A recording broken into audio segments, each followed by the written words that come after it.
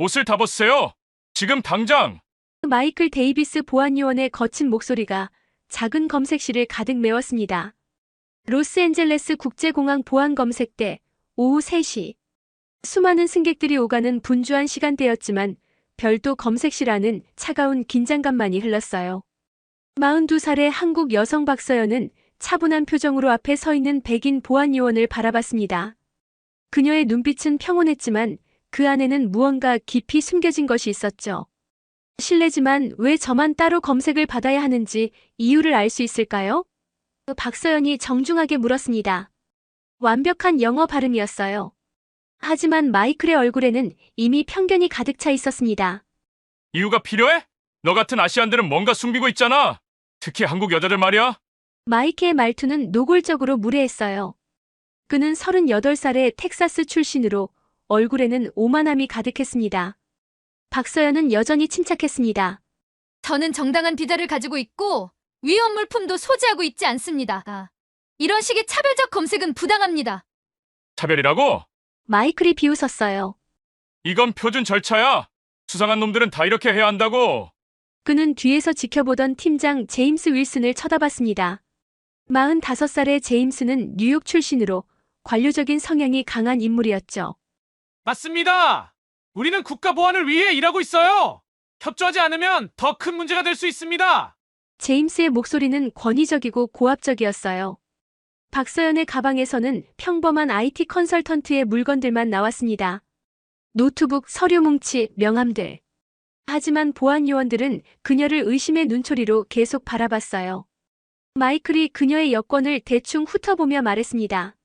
한국에서 왔다고? 뭘 하러 미국에 왔는지 설명해봐.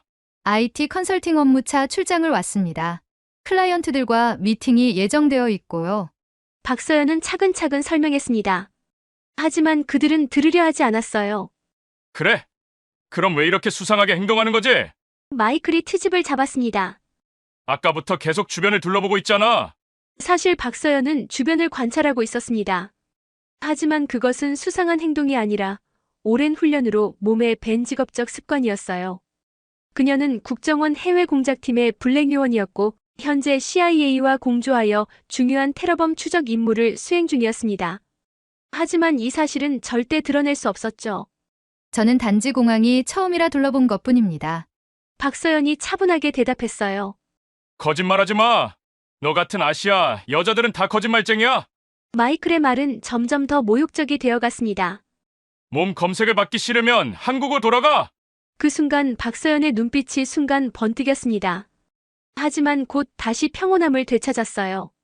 그녀는 수많은 위험한 상황을 겪어본 베테랑 요원이었고 이런 모욕 따위로 감정을 잃지 않았습니다. 알겠습니다. 검색을 받겠어요. 박서연이 조용히 말했습니다. 마이클은 승리한 듯 미소를 지었어요. 그렇게 나와야지. 이제부터 내 말에 따라해. 검색은 필요 이상으로 치욕적이었습니다. 마이클과 여자 보안 요원이 번갈아가며 박서연의 몸을 수색했고 그 과정은 명백히 차별적이고 모욕적이었어요. 다른 승객들이라면 절대 받지 않을 수준의 검색이었습니다. 하지만 박서연은 끝까지 침착함을 잃지 않았어요. 오히려 그녀의 머릿속에서는 다른 계산이 돌아가고 있었습니다.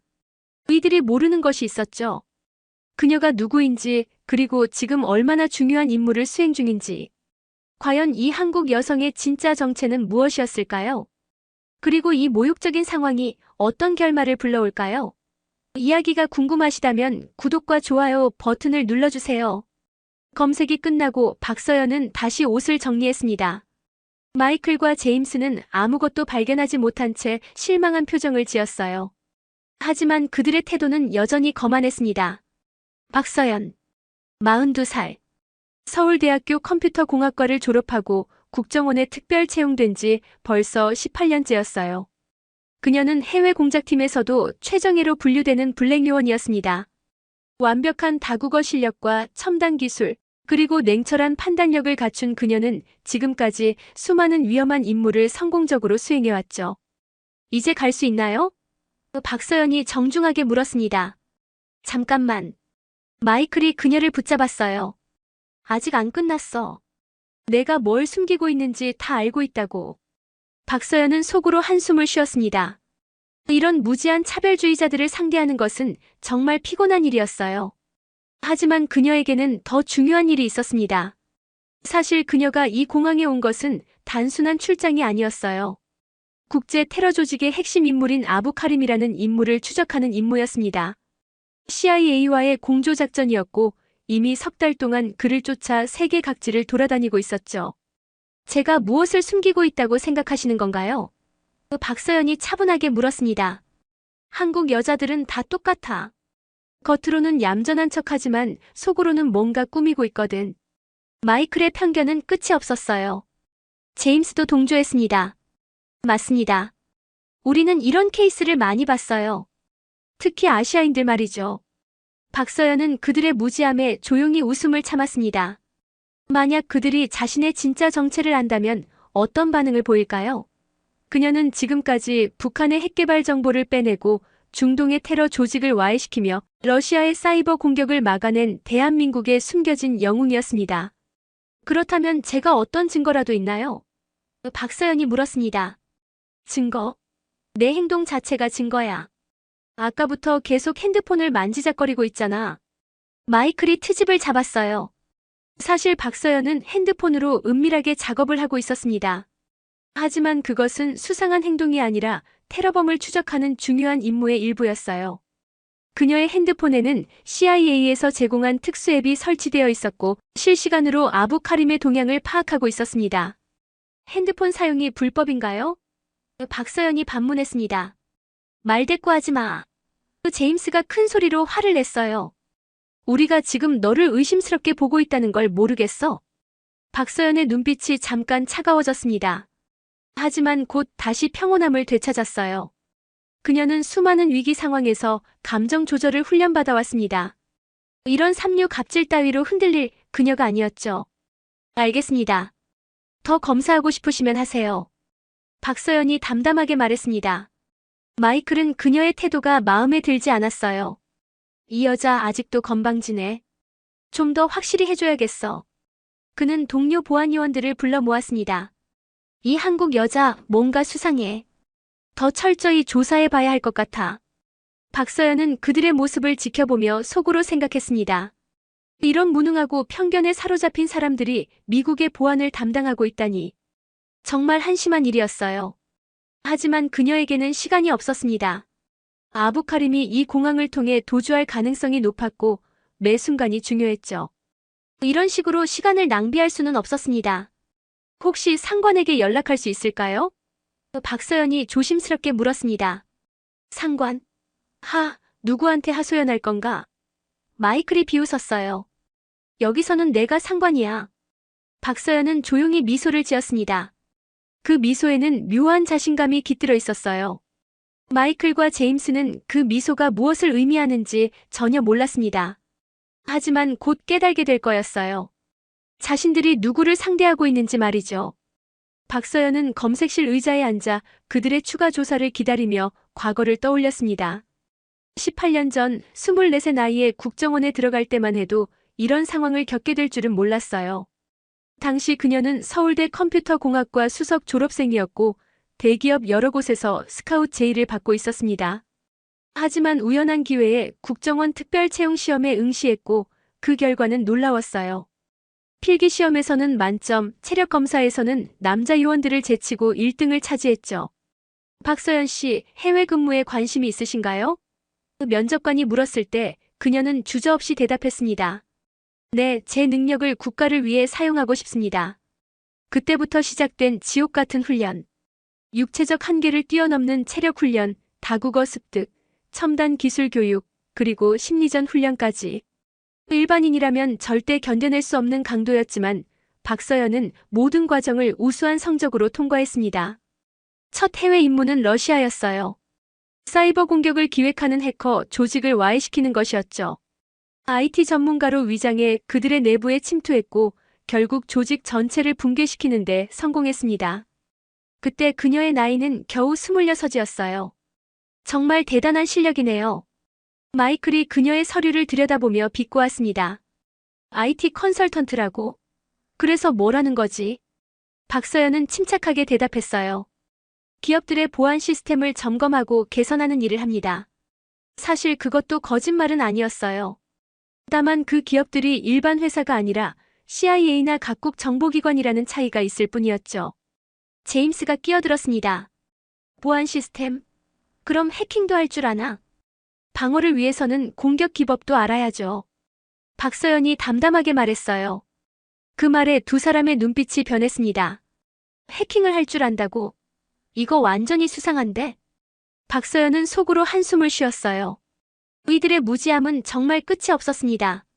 해킹 방어를 위해서는 해킹 기법을 알아야 한다는 기본적인 상식도 모르다니. 사실 그녀의 해킹 실력은 세계 최고 수준이었어요.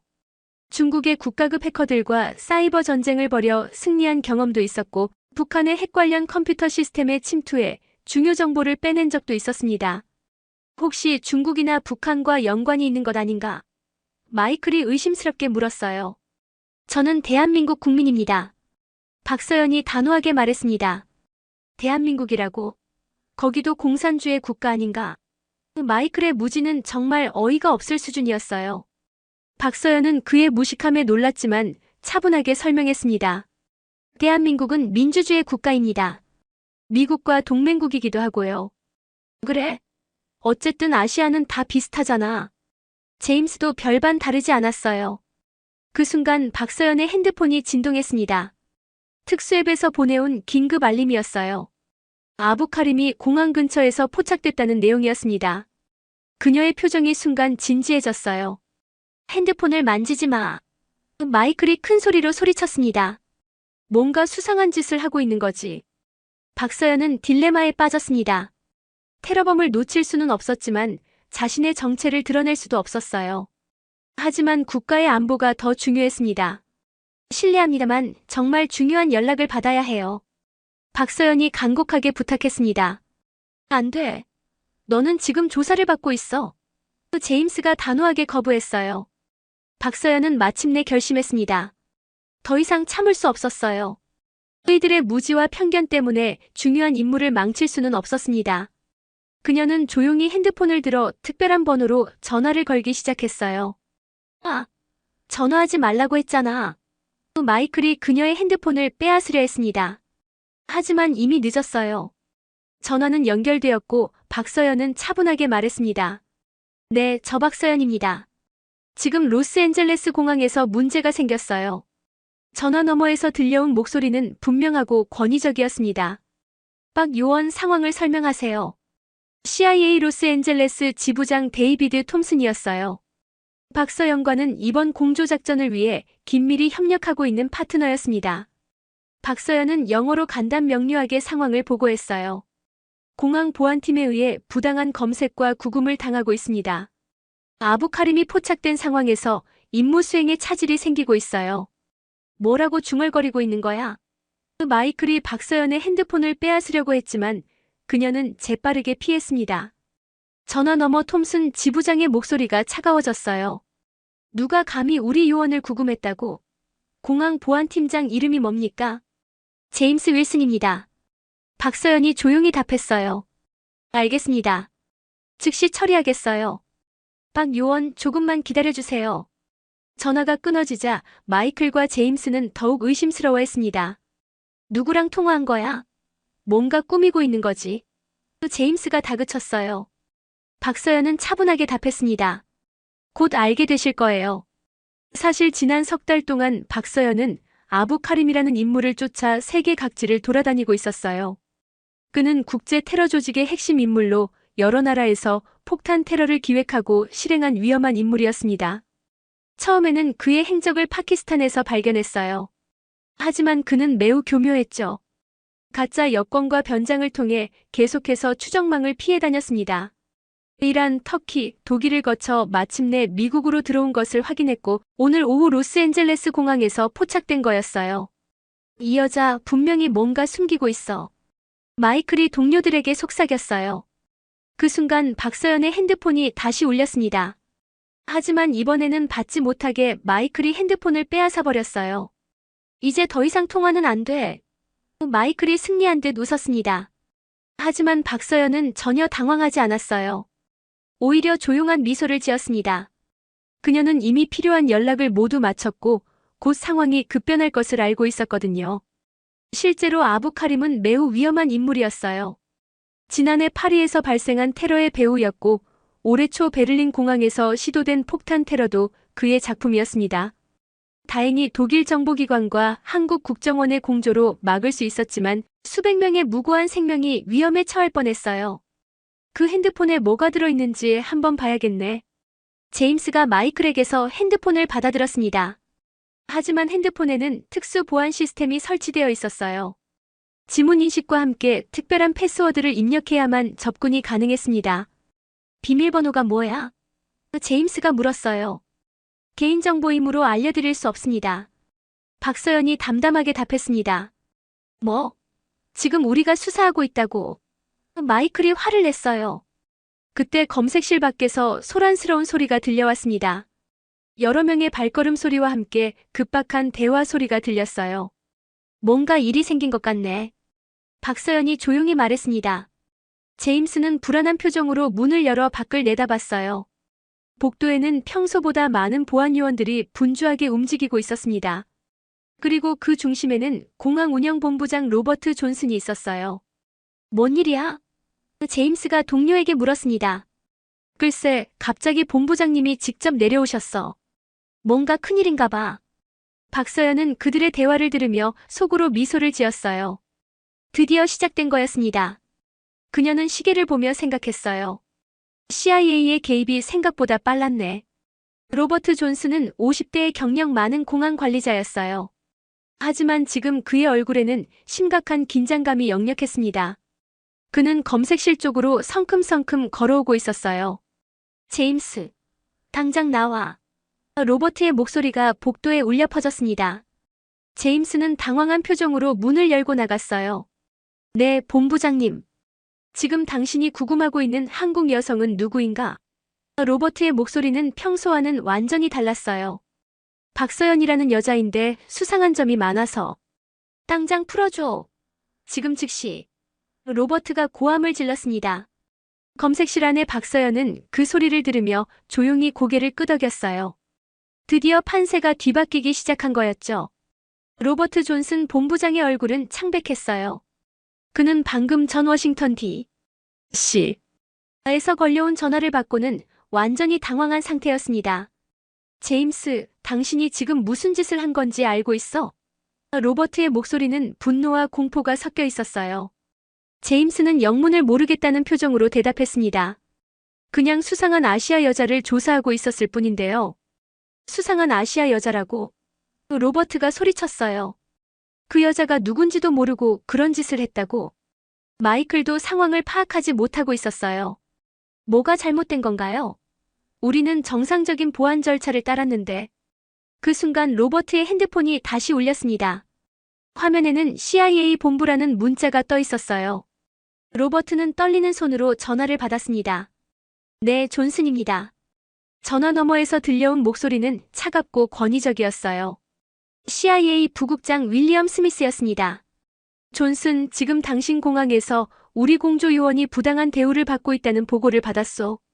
즉시 해결하지 않으면 심각한 문제가 될 것이오. 로버트는 식은땀을 흘리며 대답했어요. 죄송합니다. 즉시 처리하겠습니다. 처리가 아니라 공식 사과를 해야 할 것 같은데. 우리 요원은 현재 국제 테러리스트를 추적하는 중요한 임무를 수행하고 있소. 당신들의 무능함 때문에 작전에 차질이 생겼다면 책임질 수 있겠소? 로버트의 얼굴이 더욱 창백해졌어요. 테러리스트 추적이라니. 전혀 몰랐습니다. 당연히 몰랐겠지. 기밀작전이니까. 하지만 당신네 보안팀이 우리 요원을 인종차별적으로 대우했다는 것은 용서할 수 없는 일이오. 제임스와 마이클은 점점 심각해지는 상황을 보며 불안해했어요. 하지만 아직도 정확히 무슨 일이 벌어지고 있는지 파악하지 못하고 있었습니다. CIA 요원이라고 하셨나요? 로버트가 떨리는 목소리로 물었어요. 정확히는 한국 국정원 소속이지만 우리와 공조하고 있는 블랙 요원이요. 박서연 요원 말이요. 그 말을 들은 순간 로버트는 머리가 하얘졌어요. 국정원 블랙 요원. 그것이 무엇을 의미하는지 그는 잘 알고 있었습니다. 세계에서 가장 정예화된 첩보 요원들 중 하나였거든요. 지금 즉시 박서연 요원을 석방하고 공식 사과를 하시오. 그리고 이 일에 관련된 모든 보안 요원들의 명단을 CIA 본부로 보내시오. 전화가 끊어지자 로버트는 제임스와 마이클을 노려봤어요. 당신들이 무슨 짓을 한 건지 이제 알겠어? 그냥 일반적인 보안 검색을 했을 뿐인데요. 마이클이 변명했어요. 일반적인 검색이라고. 로버트가 분노했습니다. 국정원 블랙 요원을 일반인 취급해서 모욕적인 검색을 했다고. 제임스의 얼굴이 파랗게 변했어요. 블랙 요원이라니. 그럼 그 여자가 정말 무서운 사람이야. 로버트가 소리쳤습니다. 당신들은 지금 국제적인 외교 문제를 만들어낸 거라고. 검색실 안의 박서연은 밖에서 들려오는 소란스러운 소리를 들으며 조용히 기다리고 있었어요. 그녀는 이미 이런 상황을 여러 번 경험해봤습니다. 무지한 현장 요원들이 자신의 정체를 모르고 함부로 대했다가 나중에 진실을 알고 당황하는 모습을요. 사실 박서연은 처음부터 이런 방법으로 문제를 해결할 수도 있었어요. 하지만 가능한 한 자신의 정체를 숨기고 싶었습니다. 블랙 요원의 신분이 노출되는 것은 여러 가지 위험을 수반했거든요. 하지만 아부카림을 놓칠 위험이 더 컸어요. 그는 현재 공항 어딘가에 있었고 시간이 지날수록 도주할 가능성이 높아졌습니다. 이미 그는 여러 나라에서 수백 명의 무고한 생명을 빼앗은 악랄한 테러리스트였어요. 박서연의 머릿속에는 지난 석 달간의 추적 과정이 스쳐 지나갔습니다. 파키스탄의 뜨거운 사막, 터키의 복잡한 바자르, 독일의 추운 겨울. 그를 쫓아 세계 각지를 돌아다니며 겪었던 수많은 위험들. 특히 터키에서는 죽을 뻔한 적도 있었어요. 아부카림의 동료들이 자신의 정체를 의심하고 매복했을 때 간발의 차이로 목숨을 구했습니다. 그때의 긴장감이 아직도 생생했어요. 로버트가 검색실 문을 열고 들어왔습니다. 그의 얼굴은 완전히 굳어 있었어요. 박서연 씨. 로버트가 조심스럽게 입을 열었습니다. 박서연은 차분하게 그를 바라봤어요. 네, 본부장님. 정말 죄송합니다. 저희가 실수했습니다. 로버트 존슨 본부장은 박서연 앞에서 깍듯하게 고개를 숙였습니다. 그의 태도는 방금 전까지의 거만했던 모습과는 완전히 달랐어요. 박서연 요원님, 정말 죄송합니다. 저희 직원들이 상황을 제대로 파악하지 못했습니다. 로버트의 목소리는 떨리고 있었어요. 박서연은 여전히 침착했습니다. 괜찮습니다. 하지만 제가 수행 중인 임무에 차질이 생겼어요. 마이클과 제임스는 상황을 이해하지 못한 채 벙찌듯 서 있었어요. 방금까지 자신들이 무시하고 모욕했던 그 한국 여성이 갑자기 요원님이라는 존칭을 받고 있었습니다. 요원이라니. 무슨 말씀인가요? 제임스가 떨리는 목소리로 물었어요. 로버트가 그를 노려봤습니다. 닥쳐. 당신은 지금 입 다물고 있어. 그 순간 로버트의 핸드폰이 또 울렸어요. 이번에는 더욱 높은 곳에서 걸려온 전화였습니다. 국토안보부 장관실이었어요. 네, 존슨입니다. 로버트는 더욱 긴장한 목소리로 전화를 받았어요. 존슨, 나는 국토안보부 차관 데이비드 밀러다. 지금 당신 공항에서 무슨 일이 벌어지고 있는 건가? 로버트는 식은땀을 더욱 흘렸어요. 차관님, 저희 직원들이 실수를 했습니다. 실수. 전화 너머의 목소리가 차가워졌어요. 한미 공조작전을 방해하고 우방국 요원을 모욕한 것이 실수라고. 죄송합니다. 즉시 바로잡겠습니다. 바로잡을 게 아니라 이미 외교적 문제가 되었어. 한국 국정원에서 공식 항의가 들어왔다고. 당신네 공항 보안팀이 인종차별적 행동을 했다면서. 로버트는 마이클과 제임스를 쏘아보며 대답했어요. 네, 확인해보겠습니다. 확인할 게 뭐 있어? 지금 즉시 해당 요원에게 공식 사과하고 관련자들을 조치하라고. 전화가 끊어지자 로버트는 완전히 절망적인 표정이 되었어요. 국토안보부 차관이 직접 나선다는 것은 이 일이 얼마나 심각한지를 보여주는 것이었습니다. 제임스, 마이클. 로버트가 그들을 불렀어요. 당신들 지금 당장 박서연 요원께 사과해. 마이클은 아직도 상황을 받아들이지 못하고 있었어요. 하지만 저희는 그냥 정상적인 게 어디 있어? 로버트가 폭발했습니다. 국정원 블랙 요원을 테러리스트 취급해서 모욕적인 검색을 한 게 정상적이라고. 박서연이 조용히 입을 열었어요. 본부장님, 저보다는 지금 당장 아부카림을 잡는 게 더 중요합니다. 아부카림이요? 로버트가 놀란 표정으로 물었어요. 네, 국제 테러리스트입니다. 현재 이 공항에 있을 가능성이 높아요. 그 말을 들은 로버트의 얼굴이 더욱 창백해졌어요. 테러리스트가 공항에 있다니. 이것은 단순한 외교적 마찰을 넘어서는 국가 안보의 문제였습니다.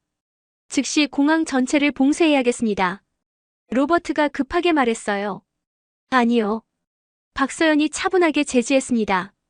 그렇게 되면 그가 의심하고 도주할 수도 있어요. 좀 더 신중하게 접근해야 합니다.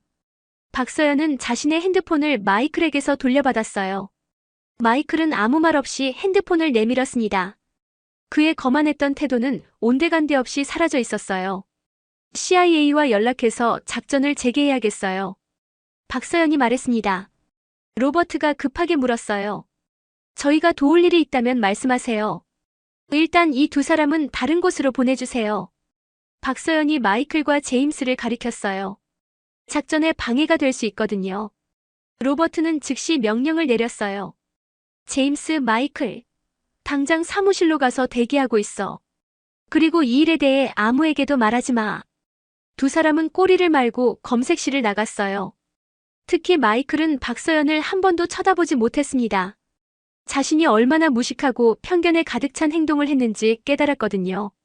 박서연은 다시 CIA 로스앤젤레스 지부와 연락을 취했어요. 아부카림의 최신 위치 정보를 확인해야 했습니다. 톰슨 지부장님, 저 박서연입니다. 상황이 해결됐어요. 다행이네요. 아부카림은 여전히 공항 내부에 있는 것으로 추정됩니다. 터미널 3번 게이트 근처에서 마지막으로 포착됐어요. 박서연의 눈빛이 날카로워졌어요. 알겠습니다. 즉시 이동하겠어요. 드디어 진짜 임무가 시작되는 순간이었습니다. 박서연은 검색실을 나와 터미널 3번으로 향했어요. 로버트 존슨 본부장이 직접 안내하며 모든 편의를 제공했습니다. 요원님께서 필요한 것이 있다면 언제든지 말씀하세요. 로버트는 완전히 다른 사람이 된 것처럼 극진히 예의를 갖추고 있었어요. 터미널로 이동하는 동안 박서연은 CIA에서 보내온 최신 정보를 확인했습니다. 아부카림은 가짜 여권을 사용해 압둘알리라는 이름으로 파리행 항공편에 탑승할 예정이었어요. 한편 검색실에서 쫓겨난 마이클과 제임스는 사무실에서 충격에 빠져 있었어요. 이게 도대체 무슨 일이야? 마이클이 머리를 감싸며 말했어요. 제임스도 마찬가지로 당황해했습니다. 국정원 블랙 요원이라니. 그런 사람을 우리가. 완전히 망했어. 우리 경력은 끝장났다고 봐야 해. 마이클의 목소리는 절망적이었어요. 그들은 자신들이 얼마나 큰 실수를 저질렀는지 이제야 깨닫고 있었습니다. 단순한 인종차별적 편견 때문에 국제적인 문제를 일으킨 거였어요. 사무실 문이 열리더니 로버트의 비서가 들어왔어요. 본부장님께서 두 분을 즉시 만나보자고 하십니다. 마이클과 제임스는 무거운 발걸음으로 본부장실로 향했어요. 복도를 걸으며 그들은 자신들의 미래를 걱정했습니다. 혹시 해고될까? 마이클이 떨리는 목소리로 물었어요. 그것만으로도 다행이지. 국제적인 외교 문제까지 됐는데. 제임스도 절망적이었어요. 본부장실에 들어서자 로버트는 차가운 표정으로 그들을 맞았습니다. 책상 위에는 여러 개의 전화기가 놓여 있었고 계속해서 전화벨이 울리고 있었어요. 앉아. 로버트의 목소리는 얼음처럼 차갔습니다. 두 사람은 조심스럽게 의자에 앉았어요. 로버트는 한동안 그들을 바라보더니 입을 열었습니다. 지금까지 몇 통의 전화를 받았는지 아나? 마이클과 제임스는 고개를 숙인 채 대답하지 못했어요. CIA 본부, 국토안보부, 국무부, 그리고 한국 영사관까지. 모두 당신들 때문이야. 로버트는 책상 위에 서류를 들어보였어요. 이게 뭔지 아나? 한국 정부의 공식 항의서야. 자국 요원에 대한 인종차별적 대우를 강력히 규탄한다는 내용이지. 제임스가 떨리는 목소리로 말했어요. 저희가 그런 줄 몰랐습니다. 몰랐다고? 로버트가 소리쳤어요. 그럼 뭘 알고 있었다는 거야? 단지 아시아 여성이라는 이유로 차별적 검색을 한 거잖아. 마이클이 변명하려 했어요. 하지만 저희는 보안을 위해서. 보안? 로버트가 비웃었어요. 진짜 테러리스트는 잡지도 못하고 테러리스트를 잡으러 온 요원을 구금했으니까 정말 훌륭한 보안이지. 그 순간 로버트의 전화가 다시 울렸어요. 이번에는 공항 이사회 회장이었습니다. 네, 회장님. 네, 알고 있습니다. 네, 즉시 조치하겠습니다. 전화를 끊은 로버트는 더욱 심각한 표정이 되었어요. 이사회에서 긴급회의를 소집했어. 이 일을 어떻게 처리할지 논의한다고. 마이클과 제임스는 완전히 절망에 빠졌어요. 이사회 긴급회의라는 것은 징계위원회 개최를 의미했습니다. 제발, 한 번만 봐주세요. 마이클이 애원했어요. 봐달라고? 로버트가 냉소했어요. 지금 국제적인 망신을 당하고 있는데 뭘 봐달라는 거야? 그때 문이 열리더니 보안팀 차장이 들어왔어요. 본부장님, 박서연 요원님께서 테러리스트를 체포했습니다. 로버트의 표정이 놀람으로 바뀌었어요. 정말? 벌써? 네, 터미널 3번에서 아부 카림이라는 인물을 CIA와 공조해서 체포했어요. 지금 FBI로 인계하고 있습니다. 로버트는 안도의 한숨을 쉬었어요. 적어도 테러리스트는 잡혔으니까요. 하지만 마이클과 제임스의 문제는 여전히 남아 있었습니다. 당신들 2명은 당분간 정직이야. 그리고 징계위원회에서 최종 처분을 결정할 거야. 2 사람의 얼굴이 완전히 창백해졌어요. 정직이라는 것은 사실상 해고의 전 단계였습니다. 이제 나가서 박서연 요원님께 정식으로 사과해. 그리고 다시는 이런 일이 없도록 해. 마이클과 제임스는 고개를 푹 숙이고 본부장실을 나왔어요. 그들의 거만했던 태도는 완전히 사라져 있었습니다. 터미널 3번 게이트 근처 박서연은 CIA 요원들과 함께 아부 카림을 체포하는 장면을 지켜보고 있었어요. 석 달간의 추적 끝에 마침내 목표를 잡은 순간이었습니다. 훌륭한 작업이었어요, 박 요원. CIA 로스앤젤레스 지부장 데이비드 톰슨이 박서연에게 악수를 청했어요. 감사합니다. 하지만 공항 보안팀의 방해가 없었다면 더 빨리 끝났을 텐데요. 박서연의 목소리에는 아직 불쾌감이 남아 있었어요. 톰슨 지부장의 얼굴이 굳어졌습니다. 그 문제는 제대로 처리하겠어요. 용납할 수 없는 일이었어요. 아부 카림이 수갑을 찬 채 FBI 요원들에게 인계되는 모습을 보며 박서연은 안도의 한숨을 쉬었어요. 이 남자 때문에 수많은 무고한 사람들이 목숨을 잃었습니다. 이제야 정의가 실현되는 순간이었어요. 그때 멀리서 마이클과 제임스가 조심스럽게 다가오고 있었어요. 그들의 얼굴에는 부끄러움과 후회가 가득했습니다. 박서연 요원님. 제임스가 떨리는 목소리로 입을 열었어요. 박서연은 차분하게 그들을 바라봤습니다. 네, 무슨 일인가요? 저희가 정말 잘못했습니다. 마이클이 고개를 깊숙이 숙이며 말했어요. 용서해주세요.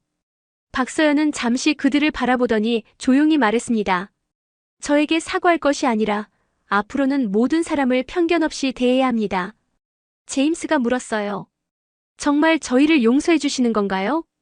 용서는 하겠어요. 하지만 교훈은 잊지 마세요. 박서연의 목소리는 부드러웠지만 단호했어요.